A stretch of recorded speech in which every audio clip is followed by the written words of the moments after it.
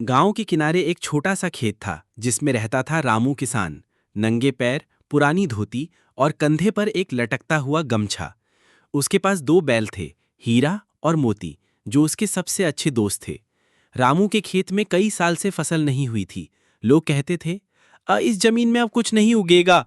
लेकिन रामू हर सुबह सूरज के साथ उठता और बैलों को लेकर खेत जोतता।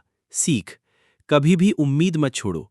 मिट्टी भी तब तक हार नहीं मानती जब तक किसान उसका साथ ना छोड़े। बूढ़े बाबा और जादुई बीज। एक दिन बारिश के इंतजार में बैठा रामू सोच रहा था कि अब क्या होगा। तभी एक बूढ़ा साधु आया, जिसके हाथ में एक चमकता हुआ बीज था।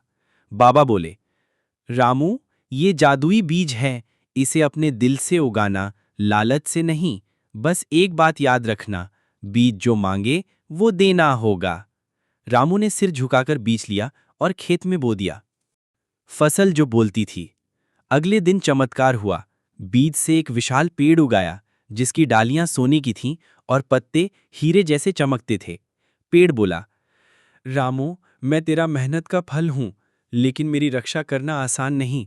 हर रात मैं सो जाता हूं और तभी अंधेरे के जीव आते हैं मुझे चुराने। रामू डर गया, पर उसने कहा, मैं किसान हूं और जो मेरी जमीन पर उगेगा उसकी हिफाजत करना मेरा धर्म है।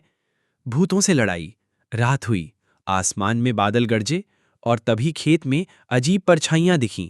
काले धुएं जैसे भूत आए जो पेड़ को उखाड़ना चाहते थे। एक भूत बोला, तो एक इंसान होके हमें रोकेगा? रामू चिल्लाया, किसान सिर्फ अनाज नहीं उगाता, वो हिम्मत भी उगाता है। रामू ने भूतों को खेत से भगा दिया। उस रात आसमान साफ हुआ और पहली बार खेत में बारिश हुई। भाग 5। गांव की बदलती किस्मत। अब रामू के खेत में हर चीज उगने लगी। सोना चांदी नहीं, पर वो सब जो लोगों को जरूरत थी। गेहूं, चावल, सब्जियां और हाँ, खुशियां।